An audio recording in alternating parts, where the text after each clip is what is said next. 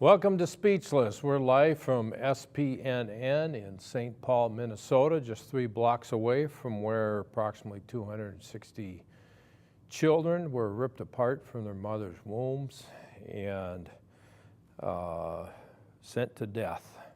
Of course, a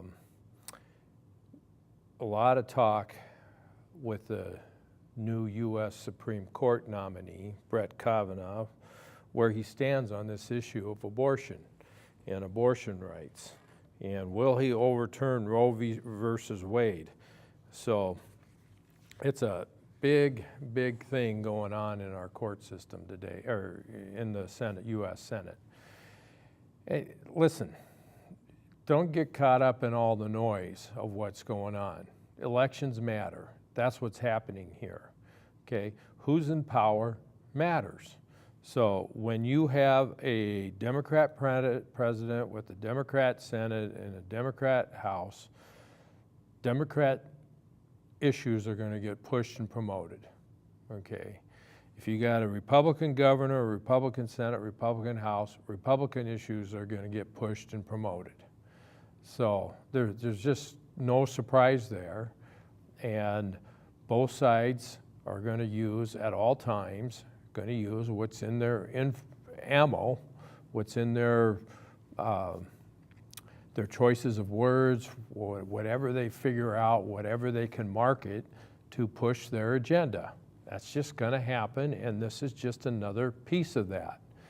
So the only people who are being affected by this are the uneducated, okay? The people who don't know what's going on. And don't know the processes and don't know the people and don't know the ideologies that are taking place. So yes, there is an educational experience going on for many people, but a lot of this is just hype to push one side or the other, and it happens all the time. So, you know, to me, I just don't get upset over the marketing that's taking place. That's just part of the deal.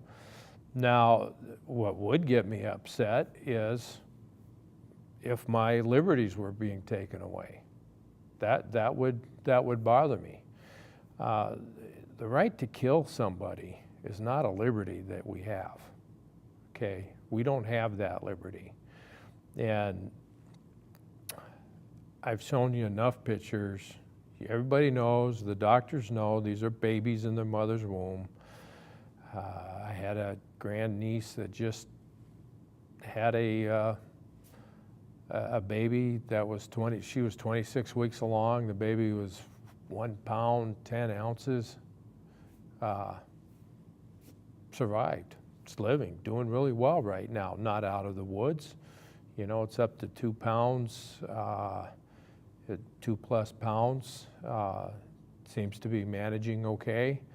You know, both of them at one time were minutes or hours from dying, and they both pulled through, and it was touch and go. But so we know. I mean, just from my personal experience and evidence that took place in our family, we know that at 26 weeks, that's a baby there, that's a human being with a life that can survive outside the mother's womb and was surviving inside the mother's womb until the mother got very sick, and then both lives were at stake, okay? And really, there wasn't anything anybody can do except try to have both. The only option was for both of them to come alive, to come out living through this process. There wasn't no, we got to take the baby and kill the baby in order to save the mother. That didn't happen here. Or we got to, you know, the mother's got to die in order to save the baby. None of that happened in this situation, and it rarely happens at all.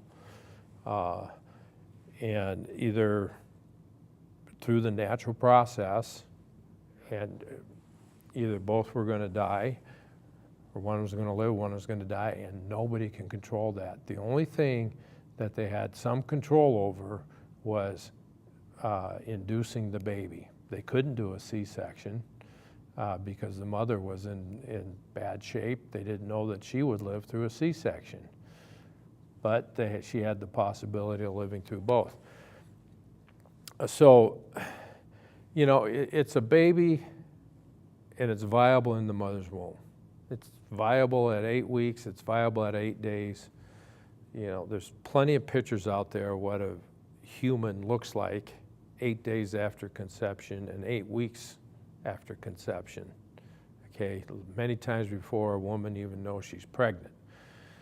So it's unbelievable that a human could call these fetuses, or little ones, let's use the Italian word fetus, little ones, to obfuscate that this isn't a human, okay? And that's all it could be. It's either going to be human or it's going to be dead. Okay, it's either going to be alive or it's going to be dead, but it's a human either way.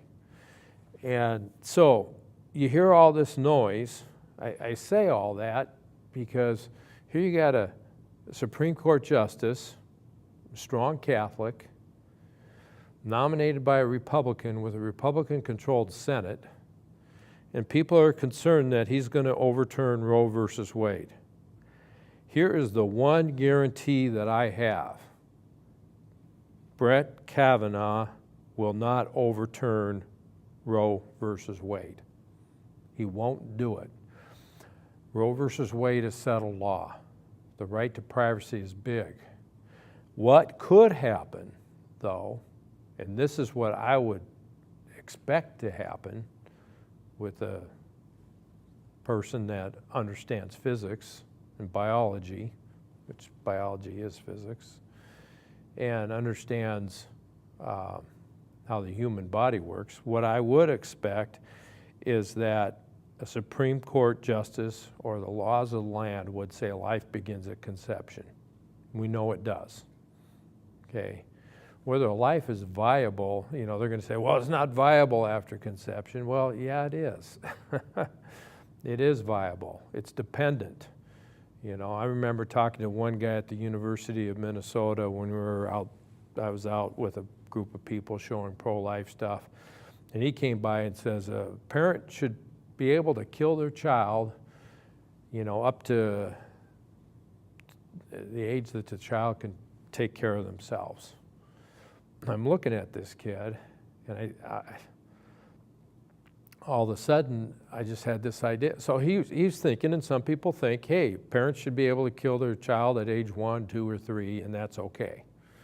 After they're born, 3 years old. And is that extreme? Yeah, well, it's extreme. Are there a lot of people that believe that?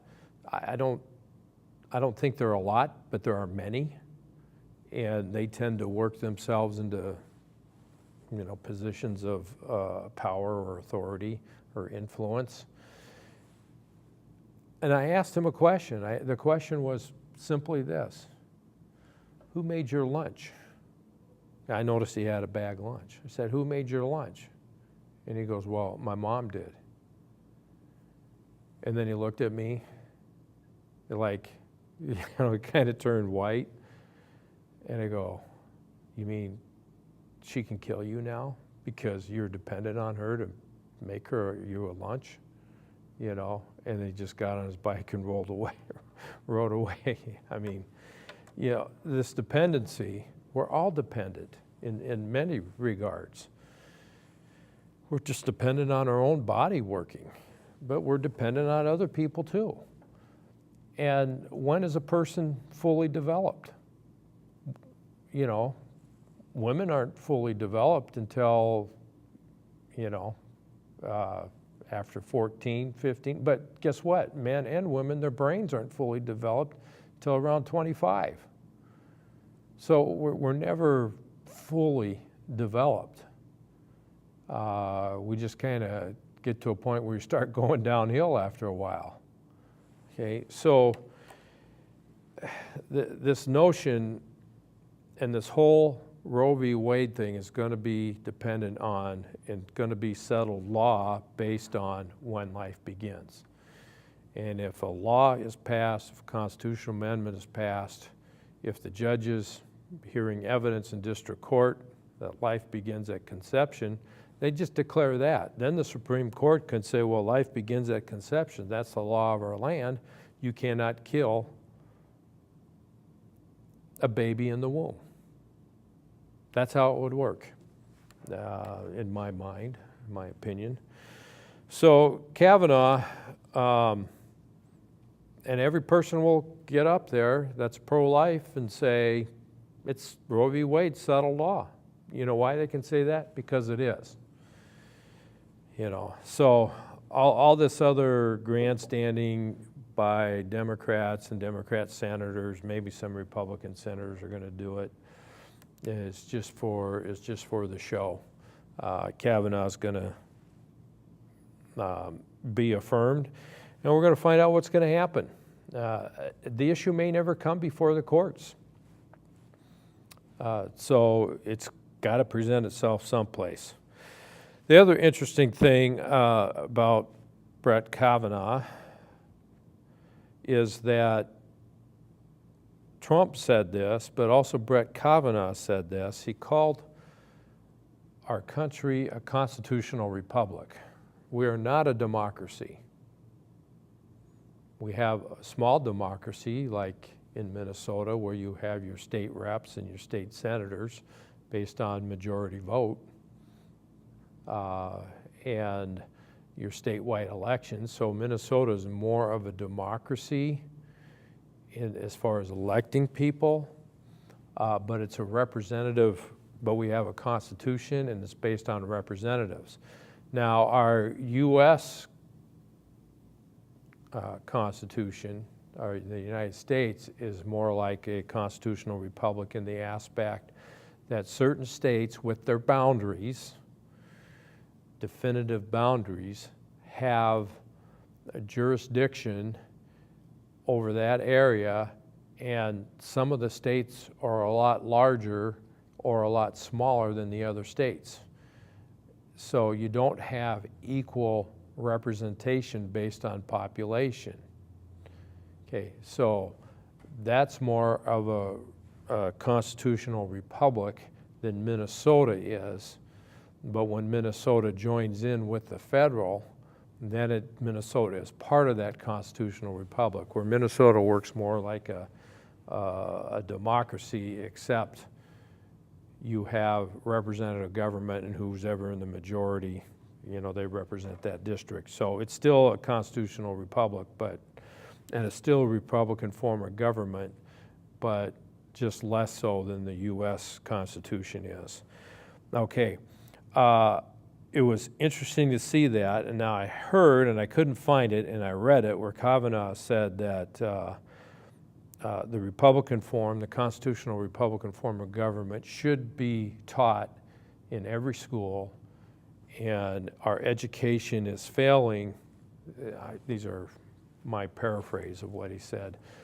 Our education system is failing our students because the constitutional Republican form of government isn't taught.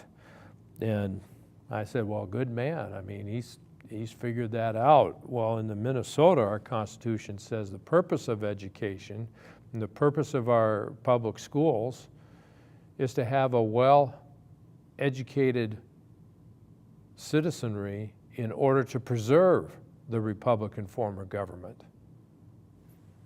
Well,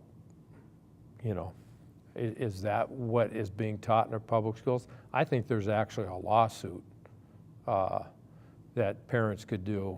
I'd love it to go against the St. Paul schools or the Minnesota. I've gone down there twice and said, hey, teach the Constitution. Teach that we're a constitutional republic.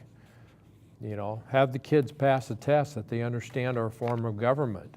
That's your number one duty. And matter of fact, that's your only duty as an education group, is to have educated people in order to preserve a Republican form of government. Well, they're not doing it in my mind, and what the St. Paul schools and Minneapolis schools and many of these school districts are trying to push a democracy. And a democracy is mob rule. And you have no rights under a democracy unless for the mob rule says you have rights. And that can change so quickly. All right, well, that's my comments on Brett Kavanaugh, and I personally think if Jay Sekulow likes him, I like him.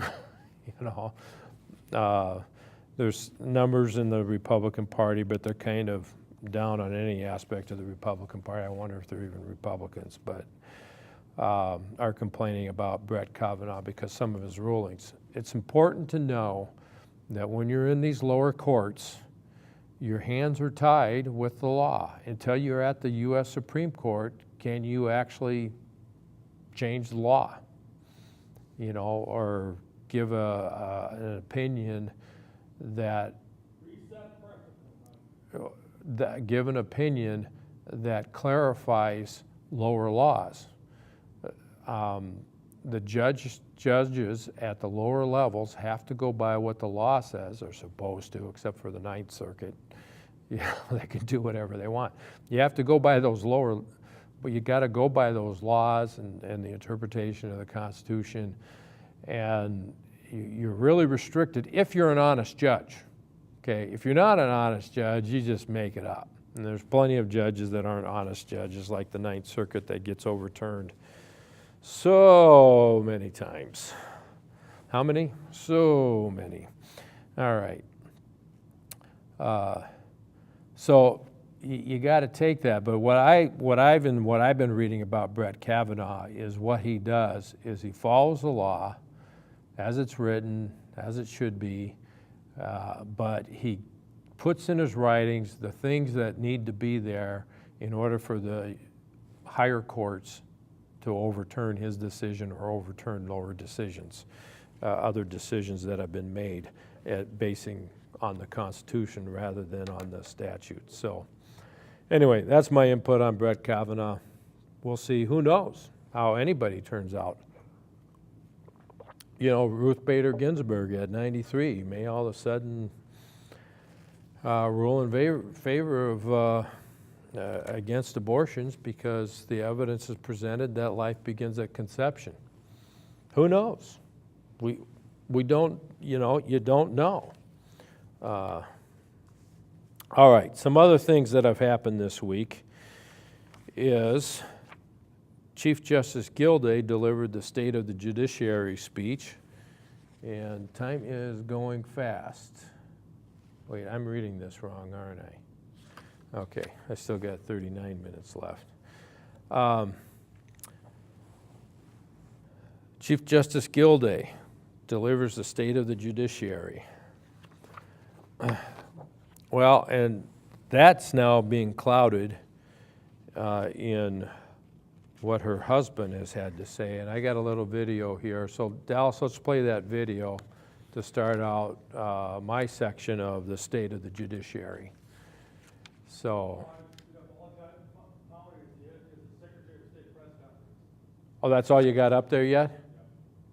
Secretary of State, the press conference. Okay.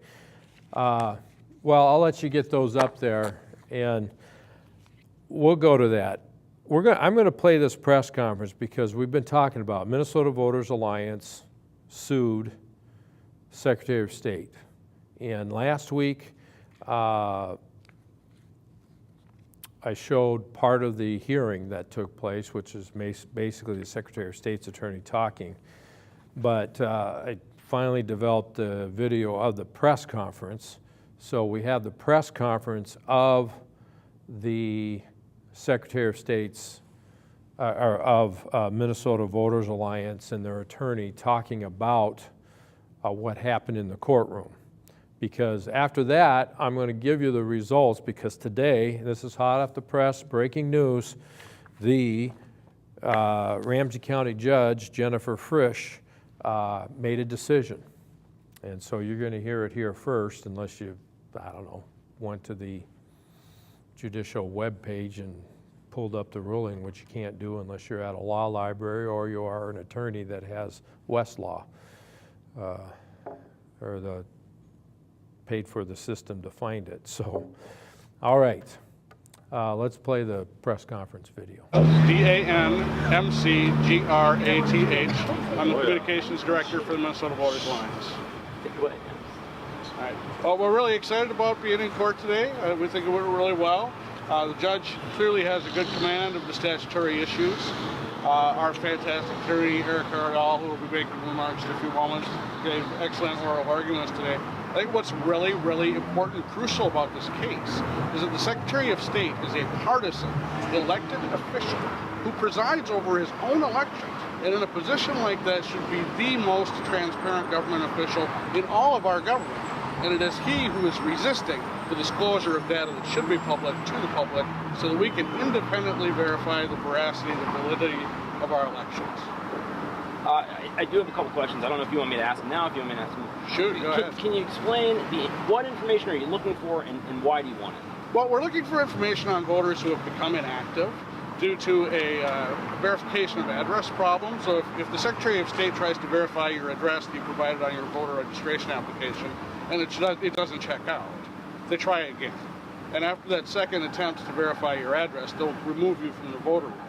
So these are people who maybe have a question about their residence in a precinct, if the address they provided is even real, and that information is being censored from the public information list, so we can't see that.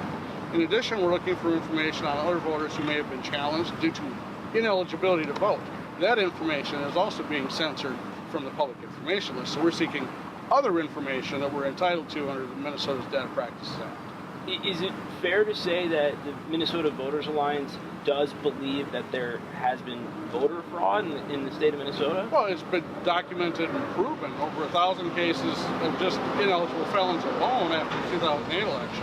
And the recent report from the legislative auditor has demonstrated that there's a problem with ineligible voting still in Minnesota. The legislative auditor does say, though, that they can't be sure whether or not these voters were ineligible. Out of 600 some that they looked at, they were only to determine what was the number, 11, 12? 20 may have been eligible. 20 may have been eligible. The majority were found not to have been. So yeah, it's a documented problem, and we're working with this data in an attempt to improve our election system to protect it against fraud and abuses. So let's say you do get the data, the judge rules in your favor, what are you going to do with it? Could you explain that to me again? Well, there's a lot of uses for it, but there's something that right now under the Secretary of State's reasoning, no one can even do. If we ask for a list of every person who voted in the 2016 election, the Secretary of State won't provide it. He'll provide us a redacted list to say, well, I'll give you some of the names. So we can't even add the total number of ballots against the total number of people who voted to show that it ticks and ties. That's the most fundamental, basic validation check in an election, and we can't even do it with what the Secretary is offering. That's why we're suing. But that's just one thing that needs to be looked at. We need to look at these ineligible, potentially ineligible people who are flagged for challenge but voted anyway. People whose address didn't check out but voted anyway. This is to verify the validity of our election results. We're happy to say that we just concluded a hearing in Ramsey County District Court in the Andy Seelick Minnesota Voters Alliance case against Secretary of State Simon. And it was a really good oral argument. The claim is we are entitled to information under the Minnesota Government Data Practices Act, and the Secretary of State won't give us such basic information as 1.8 million voter records regarding inactive voters, won't give us information about why people are ineligible, their status, why people who are ineligible are voting. All this data is being hidden by the Secretary of State, withheld in violation of the law. Now, I sat there for, we sit there for an hour? Something like that. And I sat through another hearing earlier, and the Secretary of State is acting, well, very un-Minnesotan. I mean, in Minnesota, we share information so we can improve our systems, right? Right. So the election laws are a system. We want to have a system where all the eligible people get to vote, but none of the ineligible people get to vote. And the Secretary of State is acting as if there's a problem here, because these arguments that the Secretary of State is making are legally dubious. The Secretary of State is saying the county auditor has some responsibilities. Those statutes mean that I don't have to fulfill my responsibilities in the Data Privacy Act, Data Practices Act, and that's just wrong. So the Secretary of State has made legally dubious arguments to withhold information from the public regarding inactive voters and voter status, like being ineligible. So let's go back to the inactive voters for a moment. So if we're the public and we find out, let's say 2.8 million of our citizens have registered to vote and 1.8 million have not, well, the public wants to have that information so we can go out and register those people. But the Secretary of State is saying, I can hold those names back and I have the discretion to give them to whomever I want. So let's say there was a partisan Secretary of State. Let's say the partisan Secretary of State had a memory stick, and the memory stick had 1.8 million voter records of inactive voters, and the Secretary of State gave it to a friend, a political ally, and that could be used for registration voter drives. Well, that's wrong. That's not Minnesota. Minnesota is share the information, let's get everyone registered, let's get it done. That's one thing that should be, not contested. Everyone should agree that all the voting records should be made available to everyone so we can all register our neighbors, our friends, our relatives. The other part of it is, and this is about confirming past elections, anyone who's lived in Minnesota for a long time knows that these elections can be close. They can be by 1 vote, they can be by 2 votes, they can be by 312 votes in a statewide election, as with Frank and Coleman. What we want is the information the Secretary of State has about ineligible people voting. The Secretary of State is required to investigate that kind of incident, ineligible people voting, but we can't get the information to know that the Secretary of State is doing his job. And I think his concern is, if we get the data for past elections, we're going to show that close election after close election after close election was determined by ineligible voters. That finally will undermine the Secretary of State's claim that we have the best election system in the world, because we know we don't. And we're only going to have the best election system in the world if we get this data, and the Minnesota Voters Alliance gets to look at the data, analyze it, and propose reforms. Do you believe that all these close elections have been decided because of ineligible voters? Yes, the Coleman-Franken race was decided statewide by 312 votes, and there are hundreds of prosecutions of ineligible felons voting. So the county attorney knew, and how many were there, 700 prosecutions, something like that? There's quite a few, more than 312. Yeah, it was in that neighborhood. Yeah, well, There were 1,000 cases, and then they were prosecuted, a yeah. subset that were convicted. Right.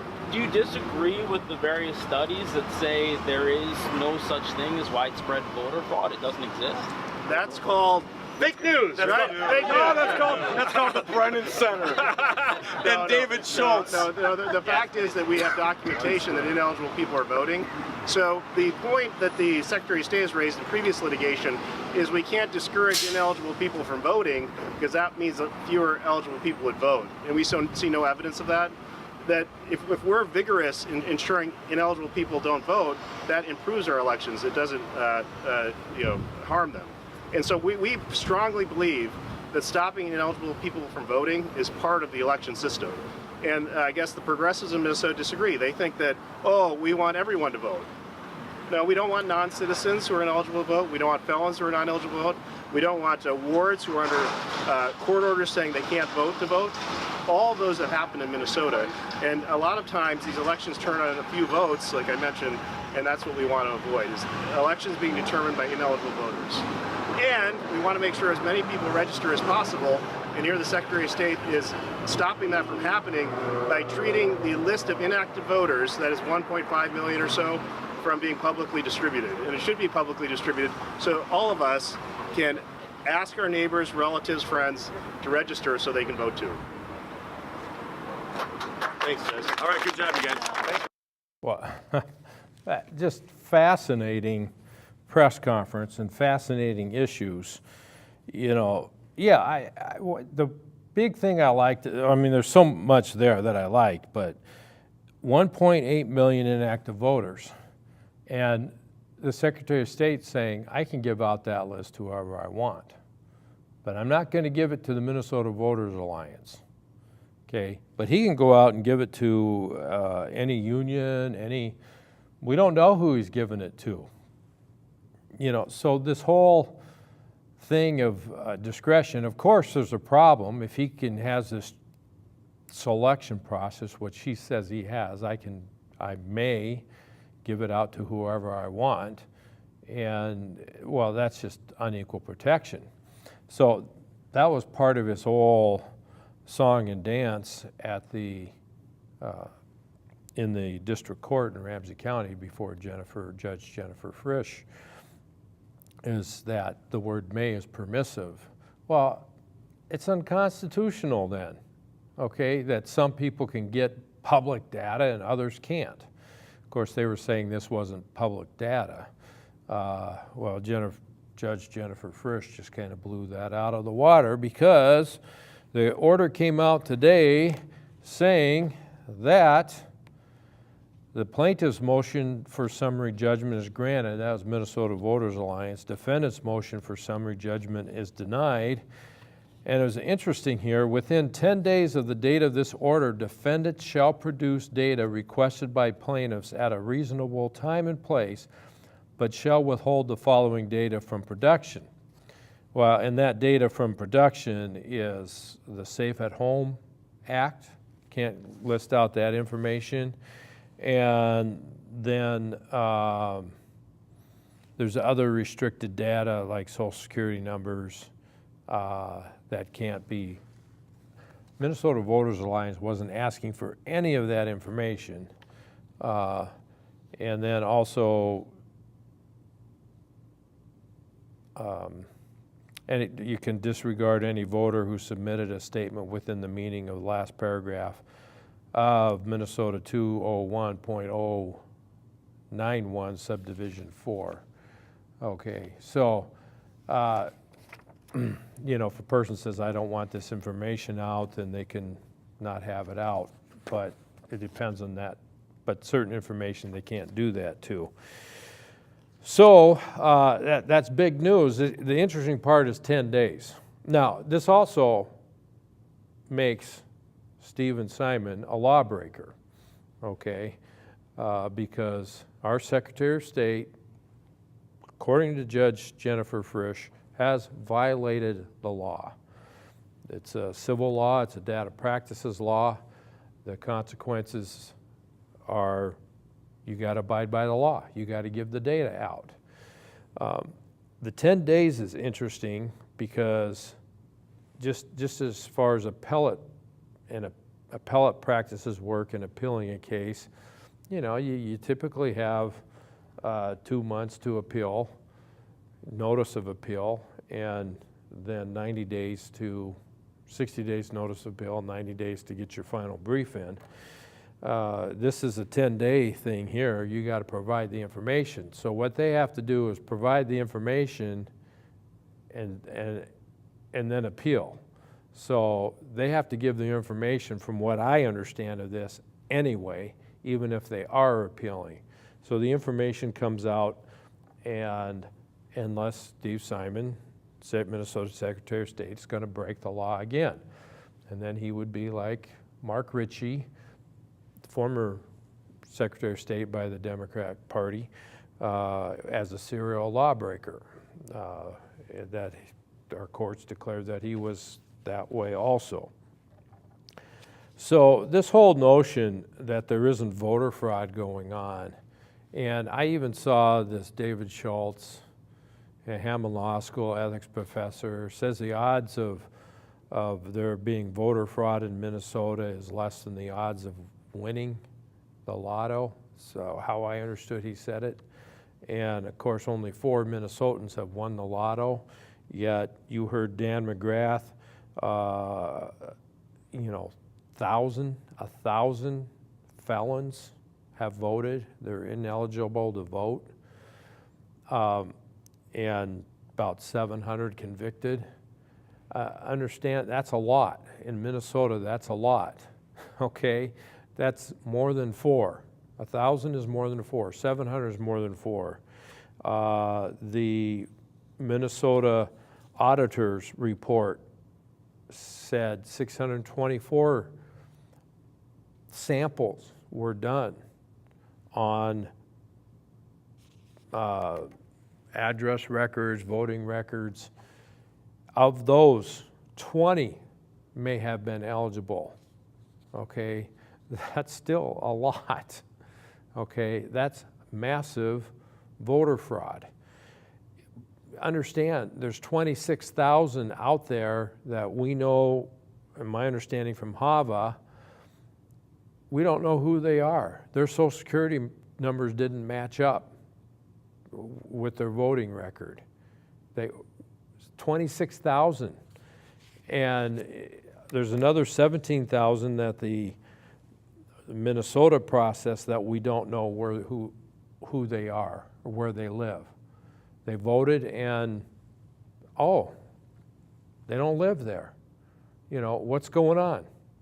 So to say that, and as Eric Cardle said, hey, all these studies that say there's no voter fraud, it's fake news.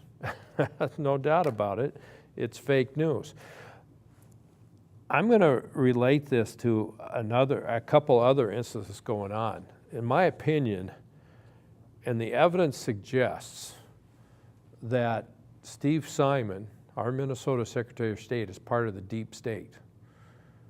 Okay, look at what the deep state does and their practices. Okay, here's what Steve Simon did that relates to the deep state. Public information that the public has a right to get, Steve Simon says no, and I'm going to fight you all the way. I'm not going to release this information. Why am I not going to release that information? Who knows why, but the speculation is, and the real reason that you can conjecture is not because it's not public data. A judge just said it is. The iPad, the public data part of our government that writes papers and says this is public data and that isn't, said that the information Minnesota Voters Alliance was requesting is public data. Steve Simon still refuses. We'll see if he does this in 10 days, but he refuses to give out information that's public data. So who else does that? Well, right now, and I was talking with Eric Lee from Judicial Watch, when they go in and they do all kinds of data practice requests and they know they have the right to this information, what he says is that our government says, come and get it if you can. In other words, we're going to ignore you, we're going to pretend something else happened, we're going to do something else, we're not going to give you what you want. You know what? Sue us. That's the deep state. And Eric Lee says that happens all the time with the federal government and are getting into these Clinton emails and getting into Rosenbaum and finding out all these kinds of issues going on inside our Department of Justice and how they're trying to throw elections. For or against Trump or for or against Hillary, what's going on. The documents will tell the story, but they won't release the documents, and they're making it up. So that's part of the deep state, and Eric Lee says this is how they operate. Well, that's how our Minnesota Secretary of State operates. There's no harm in giving out the list, and because it's available from public data, of inactive voters. The government has that information. The government is allowed to take that information, and there's nothing in the law that says that information can't be released. Because the law has to say what information can't be released, and that's not there.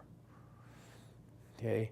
Well, there was a press conference, and if you haven't been following this, you should. It's just interesting. This is about the Seth Rich murder, the DNC computer guy that worked on the Hillary Clinton campaign. He was shot and killed, shot twice in the back in Washington, D.C. And there's a guy out there called Jack Berkman. He's a lobbyist, but he's taken this very seriously and trying to find out what is going on with that Seth Rich murder and trying to get public data on the Seth Rich murder. This happened 2 years ago, and there's also detectives, New York City detectives that have worked 22 years as detective in investigations. And there's a number of detectives in New York that are part and volunteering this time in doing the research into how they're all retired, into how Seth Rich died and who killed him. Okay, well, the press conference came out that it was a DEA agent and an ATF agent. And they have a witness. It could just be anybody behind a phone that's saying things. Unfortunately, they didn't give proof. He didn't put his name out there. He didn't put his name on the line, scared for his life, whatever. That's the story. To me, you put your name out. Here's the 2 agents that were doing this. Everything's in the open. Yeah, is your life more at risk? Well, maybe. They may get you anyway. But now these other DEA and ATF agents, and he just says they're bad cops.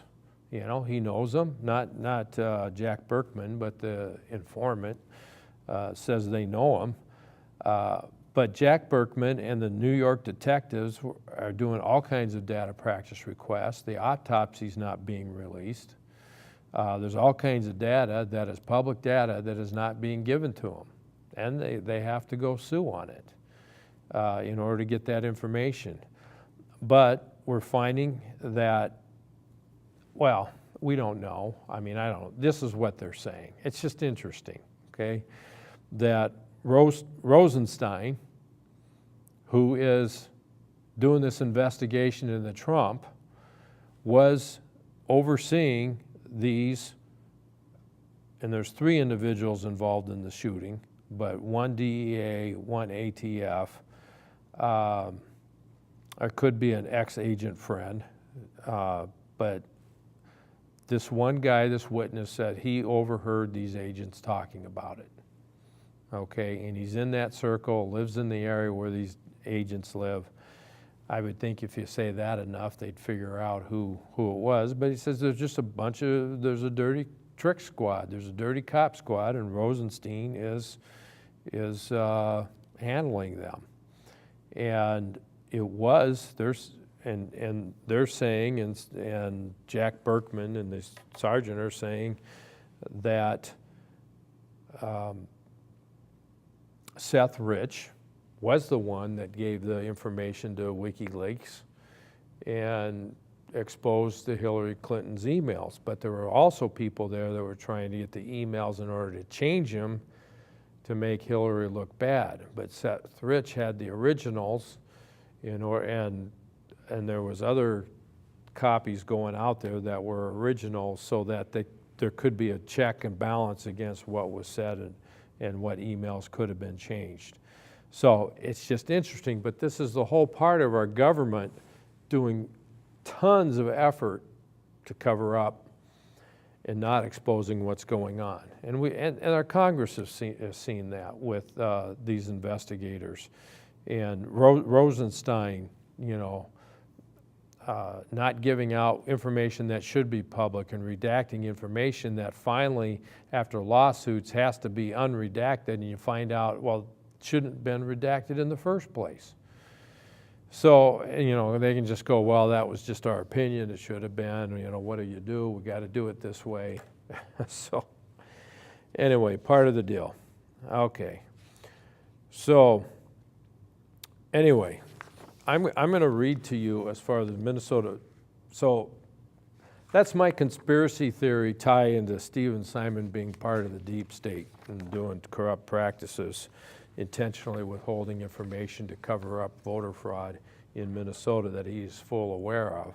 Like the Attorney General in Minnesota, who's covering up the daycare fraud that has been taking place, and hundreds of millions of dollars of our taxpayers' money going to Somalia because of all the daycare fraud.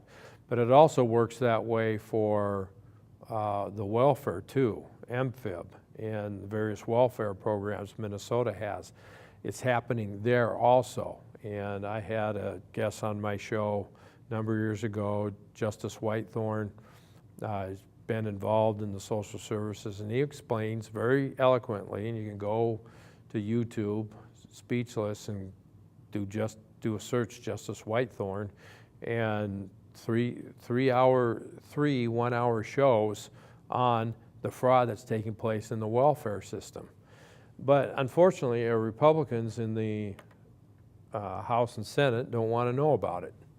Democrats already know about it. They already know how it works. They've been running the Attorney General's office for all these years, and they know where the bodies lie. And why do you think, in my opinion, think about this, why do you think Keith Ellison, part of the Muslim Brotherhood, a terrorist organization, wants to go and run for Minnesota Attorney General after the revelations? He's got a safe seat in Congress, you know, with a lot of influence there, but why does he want to go run for Attorney General in Minnesota? In my opinion, it's to cover up and to continue to cover up the crimes going on in the Somali community and the welfare fraud and the daycare fraud that's taking place there. Hundreds of millions of dollars, and you're paying for it, okay? And who's being prosecuted? The federal government has to come in to prosecute, not one person, not everybody else that's participating in this fraud. Okay, so anyway, gotta read you what Judge Frisch wrote on the Minnesota Voters Alliance in part of her conclusions.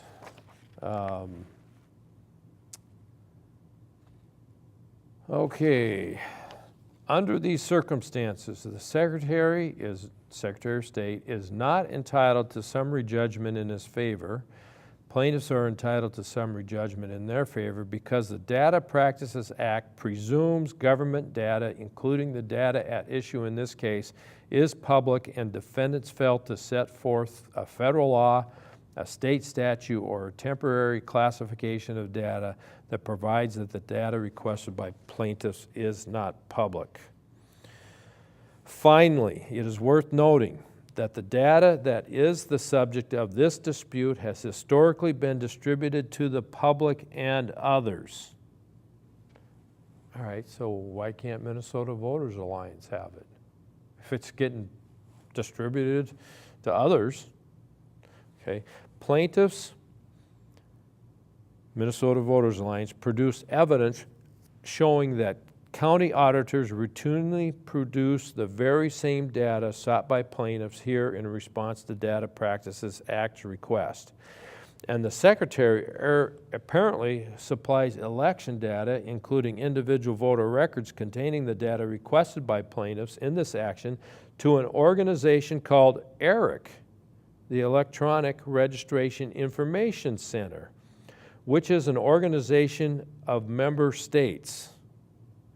Consistent with a single-purpose reading of the Data Practices Act adopted by the Minnesota Supreme Court in KSTP-TV versus Metropolitan Council, the actual disclosure by both the Secretary and others of the very data request by plaintiffs in this action illustrate that that the data is public. Understand this ERIC system, which I'm just reading this for the first time here, Electronic Registration Information Center, it's an organization of member states. Let's see. I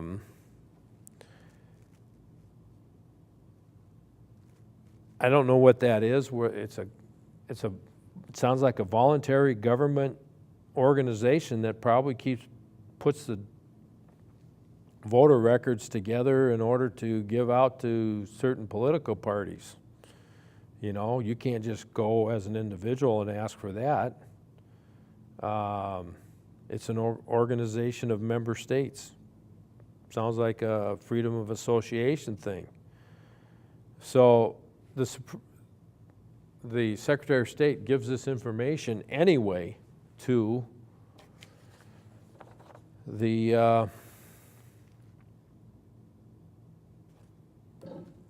to Eric, but can't give it to Minnesota Voters Alliance? There's a constitutional conflict right there in of itself. Well, two advisories opinion issued by the Information Policy and Analyst Division, IPAD, further support a conclusion that the data subject to the incident request is public. On September 14, 2000, IPAD issued an opinion, and pursuant to Minnesota Statute 13.03, Subdivision 1, the challenge status of a voter as set forth on the polling place roster is data accessible to the public. The advisory opinion concluded that the polling place roster contained public data, including voter registration status depicting active, challenged, felon, or guardianship. There's other word language in there, but I'm summarizing this. So on October 22nd, 2012, IPAD issued advisory opinion 12.16, again confirming that data regarding voter status is presumptively public, that no statutory classification exists to privatize data setting forth the challenge status of a voter, and that notwithstanding the access restrictions to voter lists set forth in section 201.091. Voter information maintained by the government other than the statutory identified restricted data may be accessible to the public. In this case, maybe means it is. You can get it. You just got to ask for it. The advisory opinion further, and pay for it. The advisory opinion further observes that although the statute provides for restricted access to the master list itself, the statute contemplates that not all of the data in the SVRS is so restricted. Meaning, the master list has some restricted data on it, but that doesn't make all the data restricted, just the data that's restricted. Okay, so accordingly, in the summary here, in light of the foregoing, the Secretary must produce to the plaintiff, as requested, with the exception of restricted data within the meaning of Statute 201.091, Subdivision 9, data regarding any voter who submitted a statement within the meaning of the last paragraph of Subdivision 201.091, Subdivision 4, and data regarding any participant in the Safe at Home program. All right. I mean, IPAD has issued decision. Now the district court has issued their decision. And of course, I mean, I'm sure Secretary of State Steve Steinman is going to appeal, but he shouldn't, okay? It's just too easy of a call, and he's going to be wasting taxpayer money. He's going to be wasting his time.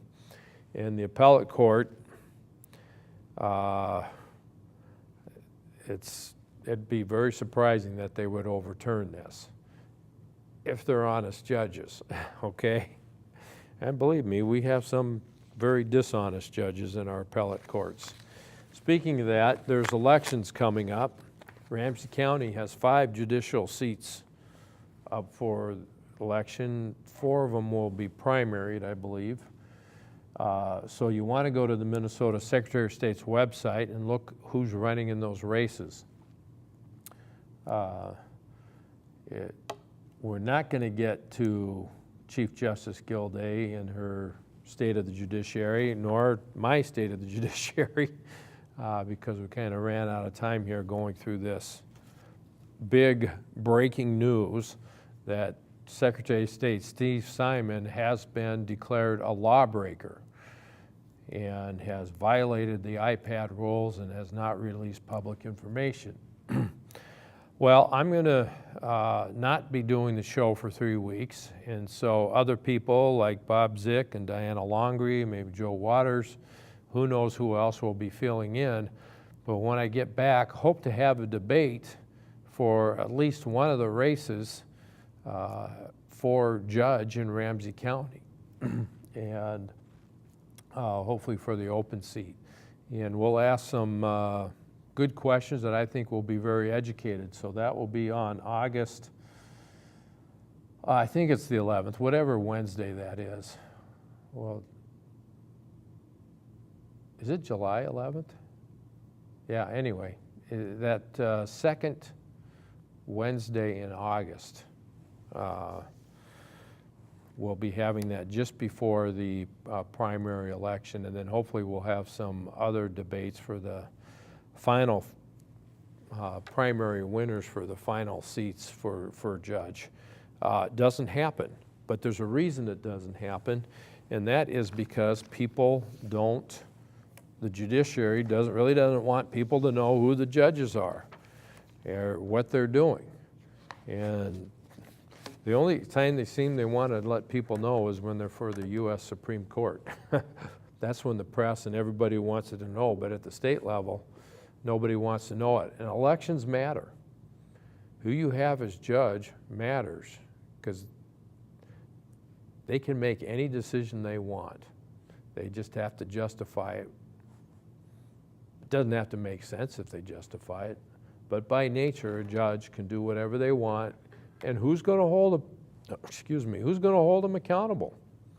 You know, it's up to you to do that, but if you don't know what they're deciding and what they're doing, that's why I like all this information about Kavanaugh getting out and getting public, you know, because people get engaged, they find out the process, they learn the process, they find out what may be at stake for them, what may not be at stake, but it's important for you to know. All right, folks, thanks for watching, appreciate it. Remember, if you don't stand up for other people's liberties, who's going to stand up for yours? And good men don't do nothing. God bless. Have a great week.